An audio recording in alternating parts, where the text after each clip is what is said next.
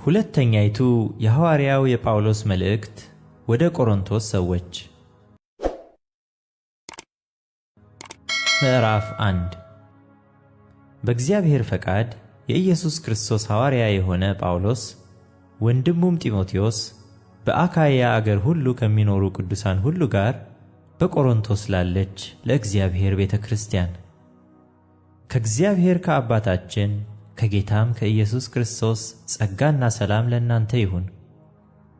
የርኅራኄ አባት የመጽናናትም ሁሉ አምላክ የሆነ የጌታችን የኢየሱስ ክርስቶስ አምላክና አባት ይባረክ። እርሱ በመከራችን ሁሉ ያጽናናናል። ስለዚህም እኛ ራሳችን በእግዚአብሔር በምንጽናናበት መጽናናት በመከራ ሁሉ ያሉትን ማጽናናት እንችላለን። የክርስቶስ ሥቃይ በእኛ ላይ እንደበዛ እንዲሁ መጽናናታችን ደግሞ በክርስቶስ በኩል ይበዛልናልና። ዳሩ ግን መከራ ብንቀበል ስለ መጽናናታችሁና ስለ መዳናችሁ ነው።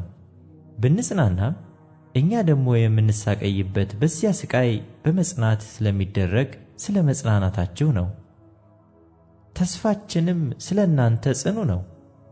ሥቃያችንን እንደ ተካፈላችሁ እንዲሁም መጽናናታችንን ደግሞ እንድትካፈሉ እናውቃለንና። በእስያ ስለ ደረሰብን መከራችን ወንድሞች ሆይ ታውቁ ዘንድ እንወዳለንና፣ ስለ ሕይወታችን እንኳ ተስፋ እስክንቆርጥ ድረስ ከአቅማችን በላይ ያለ ልክ ከብዶብን ነበር። አዎን ሙታንን በሚያነሣ በእግዚአብሔር እንጂ በራሳችን እንዳንታመን እኛ ራሳችን የሞትን ፍርድ በውስጣችን ሰምተን ነበር።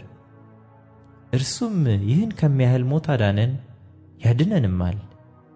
እናንተም ደግሞ ስለ እኛ እየጸለያችሁ አብራችሁ ስትረዱን በብዙ ሰዎች በኩል ስለ ተሰጠን ስለ ጸጋ ስጦታ ብዙዎች ስለ እኛ ያመሰግኑ ዘንድ ወደፊት ደግሞ እንዲያድን በእርሱ ተስፋ አድርገናል።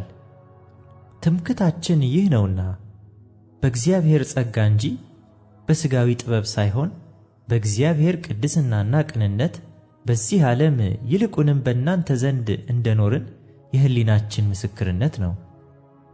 ከምታነቡትና ከምታስተውሉት በቀር ሌላ አንጽፍላችሁምና፣ በጌታችንም በኢየሱስ ቀን እናንተ ደግሞ ትምክህታችን እንደምትሆኑ እንዲሁ ትምክህታችሁ እንድንሆን በከፊል ስለ እኛ እንዳስተዋላችሁ ፈጽማችሁ ታስተውሉት ዘንድ ተስፋ አደርጋለሁ። በዚህም ታምኜ ሁለተኛ ጸጋ ታገኙ ዘንድ አስቀድሜ ወደ እናንተ እንድመጣ በእናንተም መካከል ወደ መቄዶንያ እንዳልፍ ደግሞም ከመቄዶንያ ወደ እናንተ መጥቼ ወደ ይሁዳ በጉዞዬ እንድትረዱኝ አሰብሁ። እንግዲህ ይህን ሳስብ ያን ጊዜ ቅሌትን አሳየሁን? ወይስ በእኔ ዘንድ አዎን አዎን አይደለም አይደለም ማለት እንዲሆን ያን የማስበው በዓለማዊ ልማድ ነውን? እግዚአብሔር ግን የታመነ ነው። ለእናንተም የሚነገረው ቃላችን አዎንና አይደለም አይሆንም። በእኛ ማለት በእኔና በስልዋኖስ በጢሞቴዎስም በመካከላችሁ የተሰበከ የእግዚአብሔር ልጅ ኢየሱስ ክርስቶስ አዎንና አይደለም አልነበረም፣ ነገር ግን በእርሱ አዎን ሆኗል። እግዚአብሔር ለሰጠው የተስፋ ቃል ሁሉ አዎን ማለት በእርሱ ነውና፣ ስለዚህ ለእግዚአብሔር ስለ ክብሩ በእኛ የሚነገረው አሜን በእርሱ ደግሞ ነው። በክርስቶስም ከእናንተ ጋር የሚያጸናንና የቀባን እግዚአብሔር ነው።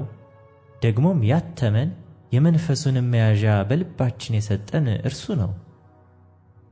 እኔ ግን ልራራላችሁ ስል እንደገና ወደ ቆሮንቶስ እንዳልመጣሁ በነፍሴ ላይ እግዚአብሔርን ምስክር እጠራለሁ። ለደስታችሁ ከእናንተ ጋር የምንሠራ ነን እንጂ በእምነታችሁ በእናንተ ላይ የምንገዛ አይደለንም። በእምነታችሁ ቆማችኋልና